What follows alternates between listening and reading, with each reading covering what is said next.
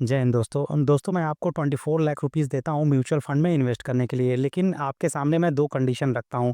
या तो आप एसआईपी के थ्रू इसमें इन्वेस्टमेंट कर सकते हैं, ये जो 24 लाख रुपीस हैं, या तो वन टाइम इन्वेस्टमेंट कर सकते हैं, मतलब कि लमसम कर सकते हैं। फिर आप कहोगे कि क्या फ़र्क पड़ता है, मैं एसआईपी के थ्रू इन्वेस्ट करूँ या फिर वन टाइम इन्वेस्ट कर दूँ? भई सारी चीज़ें तो रिटर्न पे डिपेंड करती हैं, जितना मुझे रिटर्न मिलेगा, दोनों में सेम होगा, चाहे एसआईपी के थ्रू पैसे डालूँ या फिर लमसम के थ्रू डालूँ। तो अगर आपको भी यह गलतफ़हमी है कि एसआईपी के थ्रू इन्वेस्टमेंट करने पे और लमसम के थ्रू इन्वेस्टमेंट करने पे जो रिटर्न है वो सेम मिलता है लॉन्ग टर्म में या फिर शॉर्ट टर्म में, तो ये गलतफ़हमी आपकी इस वीडियो में दूर होने वाली है। इस वीडियो में हम बात करेंगे कि क्या ज़्यादा अच्छा है, एसआईपी के थ्रू इन्वेस्टमेंट करना ज़्यादा अच्छा होगा या फिर लमसम के थ्रू इन्वेस्टमेंट करना ज़्यादा अच्छा होगा, और उससे भी बड़ी बात कि किसके लिए एसआईपी और किसके लिए लमसम इन्वेस्टमेंट करना ज़्यादा बेनिफिशियल, ज़्यादा अच्छा होता है। तो यही चीज़ इस वीडियो में हम जानने वाले हैं। तो चलिए सीधे मैं कैलकुलेट ही करके आपको दिखाता हूँ कि कैलकुलेशन जब करेंगे तो सारी चीज़ें वहाँ पे क्लियर हो जाएगी। उसके बाद मैं डिस्कस करूँगा कि किसको एसआईपी और किसको लमसम करना चाहिए। तो यहाँ पे हम आ गए हैं एसआईपी कैलकुलेटर और लमसम कैलकुलेटर पे। ये जो 24 लाख मैंने बताया था, उसको हम दोनों में कैलकुलेट करके देखेंगे और देखेंगे कि लॉन्ग टर्म में अगर हम इन्वेस्टमेंट करते हैं तो कहाँ हमें ज़्यादा फ़ायदा देखने को मिलता है। तो मैं सबसे पहले यहाँ पे आपको दिखाना चाहूँगा लमसम कैलकुलेटर, ठीक है? तो यहाँ पे मैंने अमाउंट एंटर करना है। मान लो मैंने 24 लाख रुपीज़ बोला था, तो 24 लाख रुपीज़ मैंने यहाँ पे एंटर कर दिया, ठीक है? 24 लाख रुपए यहाँ पे एंटर हो चुके हैं और रिटर्न मैं लगभग मान के चल रहा हूँ कि 15% पर एनम के हिसाब से मुझे रिटर्न मिल रहा है। ये सारी चीज़ें केवल कैलकुलेशन है, ठीक है? एग्ज़ाम्पल के तौर पे, ताकि हमें एक रियलिस्टिक वैल्यू मिल सके। जब डेटा सामने होता है तो हम अच्छे से कैलकुलेशन कर पाते हैं, मतलब अनुमान लगा पाते हैं कि क्या हमारे लिए फ़ायदेमंद है और क्या हमारे लिए नुकसान हो सकता है। और टाइम मैं यहाँ पे लेके चल रहा हूँ 20 साल, ठीक है? 20 साल तक इन्वेस्टमेंट होगा, 15% का ऑन एन एवरेज मुझे रिटर्न मिलने वाला है और मेरा टोटल इन्वेस्टमेंट अमाउंट है 24 लाख रुपीज़, ठीक है? और यही सेम चीज़ मैं यहाँ पे भी डालने वाला हूँ। रिटर्न मेरा 15% पर एनम के हिसाब से होगा, टाइम मेरा होगा 20 ईयर्स के लिए, और जो मेरा मंथली इन्वेस्टमेंट होगा, वो होगा 10,000 रुपीज़। अब यहाँ पे आप कहोगे कि क्यों 10,000 रुपीज़? तो 10,000 रुपीज़ अगर मैं पर मंथ डालता हूँ 20 साल के लिए, तो मेरा जो कुल इन्वेस्टमेंट अमाउंट होता है, वो 24 लाख रुपीज़ होता है। तो इसलिए मैंने लमसम में भी 24 लाख रुपीज़ लिया है और यहाँ पे मैंने 24 लाख रुपीज़ लिया है। 10,000 रुपए पर मंथ, ठीक है? 20 साल के लिए आप करेंगे, तो ये आपका 24 लाख रुपीज़ हो रहा है। अब दोनों को मैं कैलकुलेट करने वाला हूँ, तो पहले मैं देखने वाला हूँ कि लमसम में मेरा कितना कुल पैसा बनने वाला है, ठीक है? तो मैं ये सारी चीज़ें दोनों को कैलकुलेट कर रहा हूँ, ठीक है? तो यहाँ पे आपको दिख रहा होगा साफ तौर पे 24 लो lakh rupees one time investment है, 15% रिटर्न मैंने लिया है 20 साल के लिए अगर मैं डालता हूँ, तो यहाँ पे जो मुझे कुल कॉर्पस दिख रहा है वो 3.93 करोड़ रुपीज़ दिख रहा है, ठीक है? जिसमें से टोटल, ठीक है, जो टोटल मुझे इंटरेस्ट मिल रहा है वो 3.68 करोड़ के आसपास मिल रहा है और जो मेरा टू कुल इन्वेस्टमेंट है 24 लाख रुपीज़ है, ठीक है? यहाँ पे ये चीज़ें क्लियर हो गई और यही चीज़ मैं अगर एसआईपी के थ्रू करता हूँ, तो मुझे कितना रिटर्न मिलता है वो भी चीज़, वो चीज़ मैं सॉरी वो चीज़ भी मैं आपको कैलकुलेट करके यहाँ पे बता देता हूँ। तो देखिए 10,000 रुपीज़ पर मंथ आपने इन्वेस्ट किया था 20 साल के लिए, 15% का रिटर्न मिल रहा था। इसमें भी आपका जो कुल इन्वेस्टमेंट है 24 लाख रुपीज़ हुआ पूरे 20 साल में।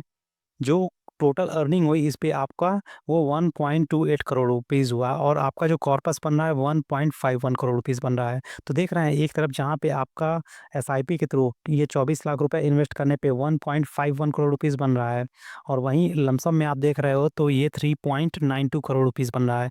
मतलब डबल, यहाँ पे आपका जो पैसा है 1.5 करोड़ के आसपास, उसका डबल आपका लमसम में बन रहा है। तो यही फ़र्क होता है कि अगर आप एसआईपी करते हो सेम अमाउंट का और लमसम करते हो सेम अमाउंट का, तो इतना ज़्यादा डिफरेंस आपको देखने को मिलता है। यही अगर मैं टेन्योर बढ़ा देता हूँ, ये 20 की जगह मैं यहाँ 30 साल कर देता हूँ और यहाँ पे एसआईपी में भी यहाँ पे अगर मैं 20 की जगह 30 साल कर देता हूँ, तो देखते हैं कि क्या चेंजेस आते हैं। थोड़ा-सा नेट डाउन है इसी वजह से ठीक है। तो 30 साल में आप देखोगे तो आपका जो कुल कॉर्पस यहाँ पे दिखेगा, वो दिखेगा लगभग-लगभग 15.89 करोड़ के आसपास एंड एसआईपी के थ्रू जब ये अमाउंट आप देखोगे, तो वो आपको देखने को मिल रहा है 7 करोड़ के आसपास, मतलब रफली। तो यहाँ पे भी आपका जो डिफरेंस है वो डबल से भी ज़्यादा है, लगभग लगभग, मतलब डबल ही दिख रहा है आपका। 7 दूना 14 होता है, यहाँ पे 15 करोड़ है और एसआईपी में आपका 7 करोड़ के आसपास है। तो ये फ़र्क होता है जब भी आप एसआईपी के थ्रू और लमसम के थ्रू इन्वेस्टमेंट करते हो। लेकिन अक्सर ये जो इन्वेस्टर है उनको ये सलाह दी जाती है कि आप एसआईपी के थ्रू भी इन्वेस्टमेंट कर सकते हैं और लमसम के थ्रू भी इन्वेस्टमेंट कर सकते हैं, दोनों अच्छा होता है। बस ये डिपेंड करता है कि कैसी मार्केट की कंडीशन है और किस तरह के इन्वेस्टर हैं। तो वही चीज़ आगे मैं यहाँ पे बताने वाला हूँ। तो अब यहाँ पे क्लियर हो गया होगा कि जो 24 लाख रुपीज़ इन्वेस्टमेंट अमाउंट है ये मैंने क्यों लिया था। 10,000 रुपये पर मंथ एसआईपी करोगे 20 साल के लिए तो ये 24 लाख रुपये होता है और टोटल वैल्यू आपका 20 साल में बनेगा 1.51 करोड़ रुपीज़। एंड लमसम में अगर ये अमाउंट इन्वेस्ट किया जाए वन टाइम तो यहाँ पे आपका जो वैल्यू होगा वो 3.92 करोड़ रुपीज़ होगा। मतलब यहाँ पे आपका सीधा पैसा जो है वो दोगुना हो जा रहा है। पर अब यहाँ से एक चीज़ और क्लियर मैं करना चाहूँगा कि जो लमसम अमाउंट होता है इन्वेस्टमेंट करना वो काफ़ी रिस्की भी होता है और इतना ज़्यादा अमाउंट किसी व्यक्ति के लिए एक बार में निवेश करना थोड़ा-सा सोचने वाली बात हो जाती है। वहीं जो एसआईपी के थ्रू आप थोड़ा-थोड़ा पैसा निवेश करते हो 5,000 10,000 रुपए तो वो उतना ज़्यादा बर्डन नहीं होता है। अब एक से कोई मिडिल क्लास पर्सन है, लोअर मिडिल क्लास या फिर पुअर पर्सन है, ठीक है? जिसकी सैलरी 15,000, 20,000, 50,000 या 1 लाख भी हो तो भी उसके लिए जो लमसम 24-25 लाख रुपए करना बहुत ही मुश्किल हो जाता है। इतना उसके पास सडनली कहीं से आ सकता है। अदरवाइज़ उसके जो प्राइमरी इनकम है वहाँ से इतना पैसा जुटा के इन्वेस्ट कर पाना बहुत ही मुश्किल बात है। खैर फिर भी अगर आपके पास कहीं से भी 24 लाख रुपीज़ या एक मोटा पैसा अगर आता है और मार्केट में गिरावट वाला सिचुएशन है, तो उस समय सबसे बेहतर कंडीशन होता है लमसम करने का, क्योंकि सारी चीज़ें आपको डिस्काउंटेड प्राइस पे मिलती हैं। सारे स्टॉक, सारे म्यूचुअल फंड डिस्काउंटेड प्राइस पे मिलते हैं, तो जब उस समय आप इन्वेस्टमेंट करते हो लॉन्ग रन में ये आपको मल्टीपल रिटर्न बना के दे देते हैं। तो एक बार हम जान लेते हैं कि एसआईपी किसको करना चाहिए और लमसम किसे करना चाहिए। तो एसआईपी की बात है तो ये आइडियल है ऐसे इन्वेस्टर जो बिगिनर्स हैं, अभी स्टार्ट कर रहे हैं उनके लिए एसआईपी बेस्ट होता है। छोटे-छोटे अमाउंट से वो स्टार्ट कर सकते हैं और मार्केट फ्लक्चुएशन को ध्यान में रखते हुए एसआईपी बेहतर होता है लंबे समय में। मार्केट अप्स हो रहा है, डाउन हो रहा है, ठीक है? कोई रिसेशन का समय है, कोई वॉर वाली सिचुएशन है या फिर ग्लोबल सर्टेनिटी बनी है, इससे कुछ फ़र्क नहीं पड़ता है एसआईपी वालों को। अगर एक अच्छा इन्वेस्टर है, वो लंबे समय तक निवेश करना चाहता है, तो वो अपना एसआईपी के थ्रू निवेश करता रहे, उनके लिए ये बेहतर होता है। और इसमें सबसे बड़ी बात जैसा कि मैंने बताया एक स्मॉल अमाउंट से रेगुलर इन्वेस्टमेंट की हैबिट बनती है। आप रेगुलर इन्वेस्टमेंट करेंगे तो आपको एक अच्छा खासा अमाउंट देखने को मिलेगा।